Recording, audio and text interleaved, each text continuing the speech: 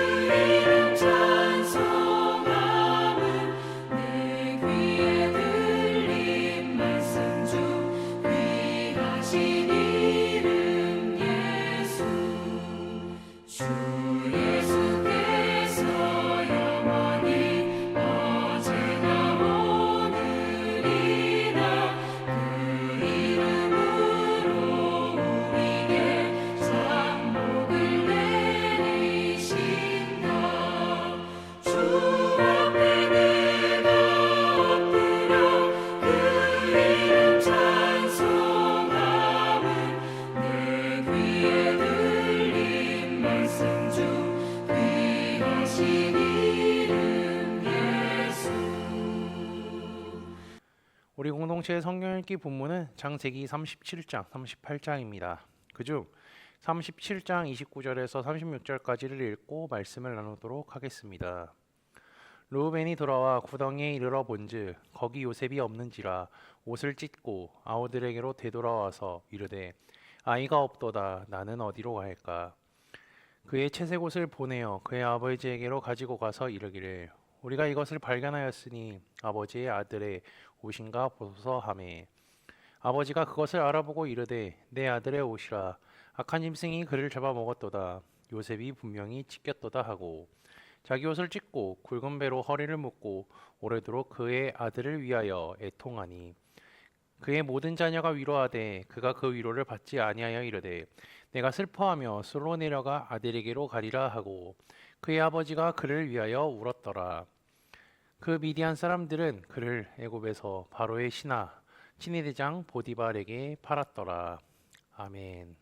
2주간의 시편 읽기가 끝났고 다시 주보에 있는 성경 읽기표에 따라서 창세기 말씀을 보도록 하겠습니다. 창세기 37장은요. 요셉과 형제들의 이야기로 요셉이 애굽에 팔려가게 된 내용이 기록되어 있습니다. 요셉은 야곱이 노년에 얻은 아들이었습니다. 그래서 야곱이 그를 위하여서 채색 옷을 지어 입었죠. 그리고 그가 요셉을 더 사랑했던 까닭은요. 그가 너무나도 사랑한 라헬이 오랫동안 기다린 끝에 얻은 아들이었기 때문입니다. 그래서 이렇게 특별하게 채색 옷을 입힌 거죠. 이런 야곱의 노골적인 사랑은요, 형제들의 미움을 사기에 아주 충분했습니다. 그의 형들이 아버지가 형들보다 그를 더 사랑함을 보고 그를 미워하여 그에게 편안하게 말할 수 없었더라. 그리고 그뿐만 아니라 형제들은요, 요셉의 꿈으로 인하여서 그를 더 미워하게 되지요. 형제들의 불만은요, 아버지 야곱에게 향하는 것이 아닌 자신들보다 어리고 약한 요셉에게로 향했습니다. 그들이 가진 마음은요, 불만을 넘어서 증오에 가까웠죠. 형제들이 편안하게 말할 수 없었던 것은 본래 의미를 보면 형제들이 요셉에게 샬롬이라고 먼저 인사할 수 없었다는 것을 이야기합니다.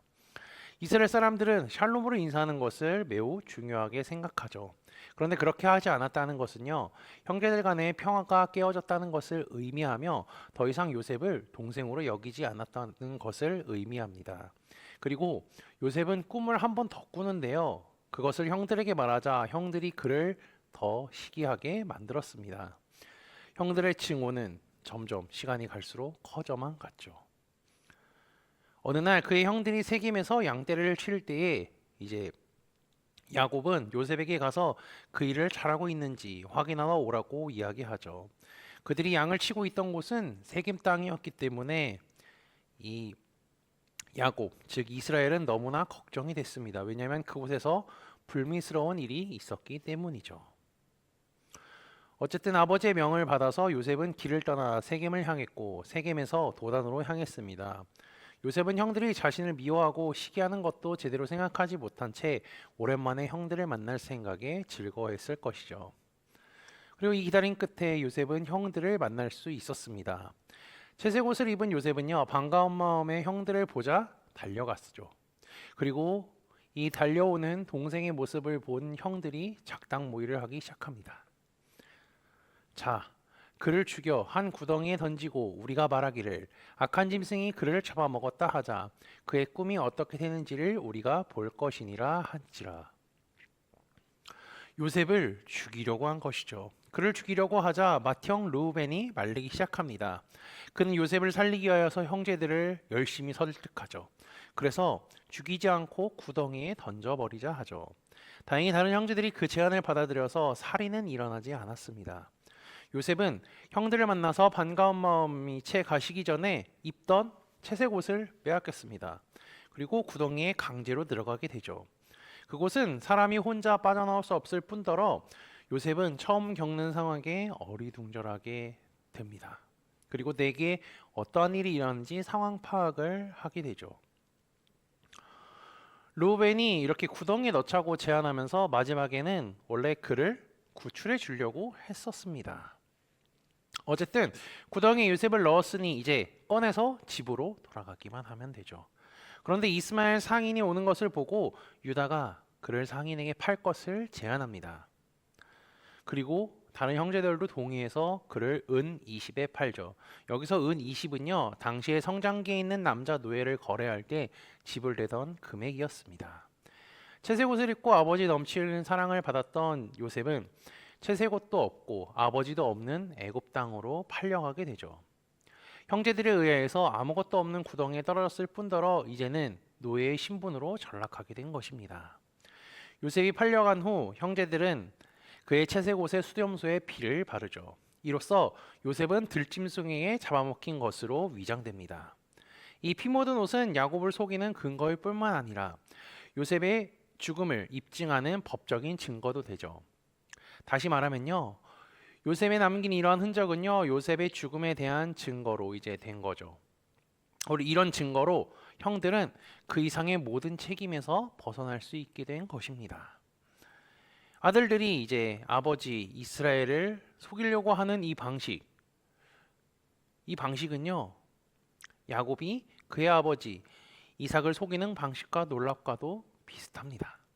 그가 새끼 염소와 형의 옷을 가지고 자신을 에서로 위장하여 아버지 이삭을 속였던 것과 마찬가지로 동생의 옷과 새끼 염소의 피로 위장해서 꾸민 요셉의 죽음에 속아 넘어가게 되지요. 그는 자기 아버지 이삭을 속인 방법과 유사하게 자신들의 아들들에게 속습니다. 그의 순환에서 우리는 심은 대로 거두게 하시는 공평하신 하나님을 생각하게 되며 갈라디아서 말씀이 생각나는 것 같습니다. 스스로 속이지 말라. 하나님은 업신여김을 받지 아니하시니 사람이 무엇으로 심든지 그대로 거두리라. 형들의 눈에 가시화도 같았던 요셉이지만 그의 죽음은 아버지 이스라엘에게 상각 이상의 충격을 주었습니다. 그는 죽을 때까지 상복을 벗지 않으려고 하죠. 나머지 모든 자녀들이 들러붙어서 아버지를 위로했습니다. 그러나 그 어떠한 것도 위로가 되지 않을 뿐더러 스스로 술로 내려가 그를 만나겠다는 것을 볼 수 있죠. 사실 요셉은 죽지 않았습니다. 그러나 그의 아버지 야곱은 그가 죽었다 생각하며 살아가게 되죠. 요셉은 애굽으로 팔려가던 중에 자신이 꿨던 꿈이 생각났을 겁니다. 그것이 진짜 이루어지지 않는 이상한 꿈일까라는 의심도 있었죠. 애굽으로 끌려가는 그의 마음이나 상태가 어떠했을지는 성경에 나와 있진 않지만 나중에 그의 고백을 보면 우리는 추측할 수가 있습니다. 당신들이 나를 이곳에 팔았다고 해서 근심하지 마소서, 한탄하지 마소서. 하나님이 생명을 구원하시려고 나를 당신들보다 먼저 보내셨나이다. 요셉은요, 형들에게 배신당하고 노예로 끌려가고 있음에도 불구하고 하나님이 함께 하신다는 사실을 잊지 않았습니다. 그렇기에 노예 생활을 하던 중에도 하나님이 함께 하시고 보고 계신다는 사실을 늘 잊지 않고 산 것이죠. 어린 요셉이 형들에게 배신을 당했습니다. 부유한 집에서 귀한 아들로 자랐지만 이제는 노예의 삶을 살아야 합니다. 그럼에도 불구하고 그는 인생을 비관하고 좌절하지 않습니다. 웬만한 사람이었으면, 웬만한 그냥 일반인들이었으면 아마 죽음을 경험했을지도 모릅니다. 즉 자기 스스로 자살했을지도 모르죠. 그런데 요셉은요, 하나님이 함께 하시기 때문에 포기하지 않고 좌절하지 않았습니다. 내일 살펴보겠지만 그의 삶에는 하나님이 함께 하셨을 뿐만 아니라 하나님이 늘 지켜보고 계신다는 것을 인지하며 살았죠. 어린 요셉이 형들의 시기 질투로 인하여서 애굽의 포로로 끌려가게 되었습니다. 그러한 상황 속에서도 하나님이 함께 하시고 인도하셨던 것과 같이 우리 코너스톤 형제자매들도 하나님이 함께 하시고 인도하시는 삶을 살아가시기를 주님의 이름으로 축복합니다. 다 함께 찬송가 445장 찬양하시겠습니다.